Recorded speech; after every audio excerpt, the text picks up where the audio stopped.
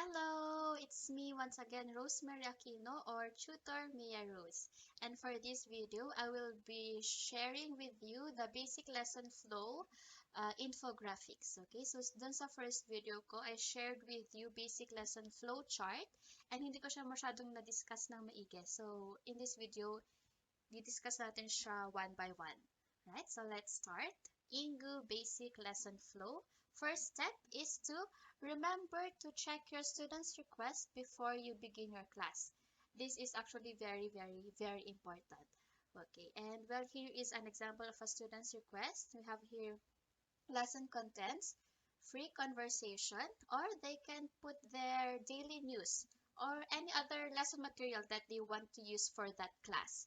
So daily news, pronunciation, grammar, conversation material. So then pwede silang mamili. And then we have here self-introduction. Before the lesson starts, I would like to do self-introduction. So ikaw muna na tutor ang mag-introduce and then yung student kung gusto niya ng introduction, okay? Pero kung ayaw niya ng introduction, ilalagay niya dyan, skip introductions and start with the lesson right away. Okay, so important yan kasi baka introduce kayo, pero ayaw na pala yun. So, remember to read the student's request. And third, corrections. I want the teacher to proactively correct my mistakes. So, yun, i-correct mo if may mispronounced word siya, or wrong grammar, or any mistakes na during your lesson. Okay? Or, the student can put there also, let's focus on conversation, no need to correct mistakes. Okay? So, hindi lahat ng students gustong kinokorrect sila, or others just want to focus on conversation. Alright? And we have here special remarks, so blanco dyan, di ba? Walang nakalagay. But they can actually put anything there. So, pwede nilang sabihin dyan, please speak slowly, please speak fast, or anything na gusto nilang request or special remarks for your class. Okay, so that is the student's request. Now, let's have the greetings. Okay, so we have here, call the students on time. Well, actually, there's no need to call the students anymore kasi nasa isang lesson page, lesson room kayo, and doon, ma-access nyo yung lesson material, andun ka, andun na rin siya. So, automatic na yun na mag-open or ma-access nyo yung lesson page sa time ng class nyo. Okay? But, remember to smile. Okay? That's actually very important. To smile, smile, smile. So, una pa lang, smile na. Pag open pa lang ng camera, smile agad. Alright, and we have here, hello, my name is Mia Rose, and I'll be your online tutor today. How do you want me to call you? Right, tapos introduce niyo yung sarili niya. And then you say, nice to meet you, Yona-san. Okay, remember to address Japanese students with san after his or her name. That is very important kasi yung san sa kanila is parang nagbibigay ng respeto. Okay, san is just like Miss or Mr. For example, Miss Rosemary, ganyan. So, we must use san after their name if Japanese. If not, then don't use san. You can just call them Miss Yona or Mr. Ganito. Alright? So, that's for the greetings. Next is the audio and video check. Keep your webcam on all throughout the class. Okay? So, from the start to the end of the class, dapat naka-on yung webcam. Nasa rules po natin yan. Alright, and here we have, before we begin our lesson, I would like to check a few things. Can you hear me clearly? How about my video? Can you see me clearly? Alright, and if hindi naka-on yung webcam ni student, you may say, oh, I noticed that your webcam is not on. Would you like to share your video with me today? And if yes, then antayin mo siyang i-on yung video. And if the student declines sharing his or her video, you may say, no problem, Yona-san, maybe next time. Let's continue with our class. Okay, now we'll have the next part of the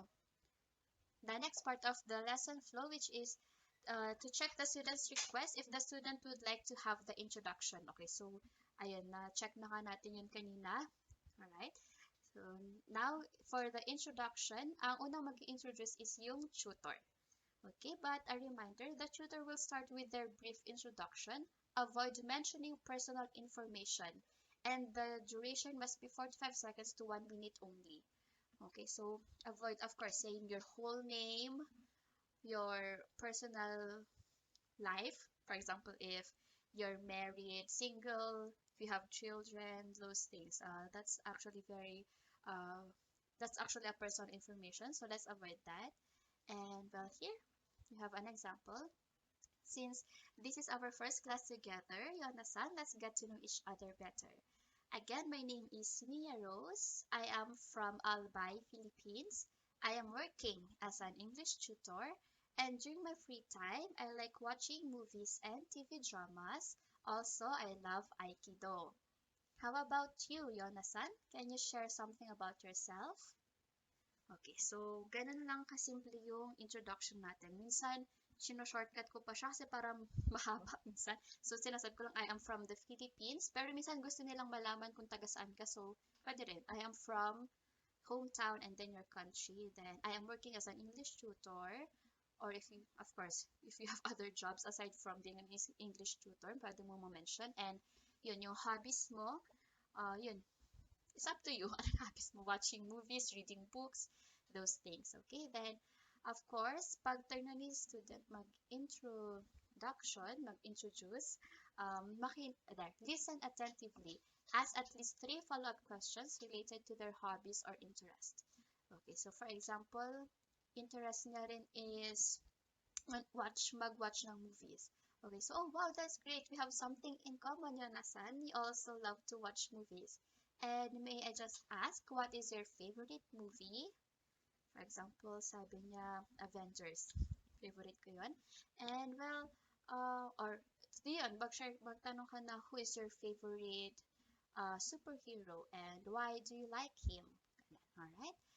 Then, after that, we have the consultation. So, ito ulit, babalikan mo yung sa student's request. Iko-confirm mo lang kung there. Confirm all the details provided in the student's request during consultation. So, example, we have here, I saw here in your student's request that you would like to use daily news, kung yun yung gusto niya, or you would like to have a free conversation. Would you like to use it today or would you like to do something else? Tapos, yan, sagot si student.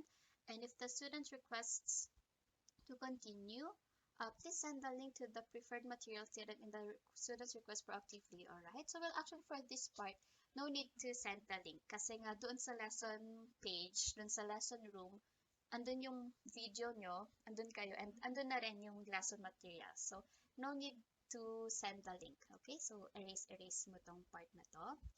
Okay, ito, erase na yan. Here's the link. No need for that. Then after confirming the lesson material or lesson content, we will say, I can also see here that you would like me to proactively correct your mistakes. Is that right? Kung yun yung nasa student's request niya. And that you would like me to speak slowly. Did I clearly understand your request? Yan, okay? So, yan. Iko-confirm mo lang yung details dun sa student's request para walang misunderstanding. Right. Now, it's time for the direct instruction and guided practice. So, for the lesson material, it's listen and repeat. Okay? It's listen and repeat. So, I will read the word, meaning, sentences, expressions, and then please repeat after me. Alright? So, just say, I will read the words and please repeat after me. Okay, then, if ang napili niyang lesson material is dialogue practice, for the dialogue practice, let's have a role play. Okay, and well, wait, I can show you maybe a sample of a lesson material here. So, here are the lesson materials. We have here daily news, conversation, business, grammar, pronunciation, and ayan, madami pang iba. So, yung pinapakita dito na may dialogue practice, that is actually under the conversation material. And for example, we'll have lesson 1, birthplaces and residences. So, of course, we must read the title and ask the student anything about the title or the topic. For example, where do you live, Yona-san? Or where is your birthplace? Ganyan. And for the vocabulary, listen and repeat after me. You will read the word, the meaning, and then the sample sentence. Okay, so that's for exercise 1. Of course, after that, you will ask the student to if may questions ba siya, ganyan. And for dialogue practice, we have here exercise 3. Ito na yun. Lesson material, dialogue practice. Let's have a role play. Would you like to be Grace or Matt? Okay, so papapiliin mo muna si student ng kung alin siya muna, si Grace and Matt. So, of course, yun. After nyo basahin yung dialogue practice, ask mo si student if gusto niya ba na mag-switch roles. So, kung si Grace siya ng una, siya naman si Matt ngayon. Okay, and that's for the conversation material, but most of the time for demo lessons, ang ginagamit is yung daily news.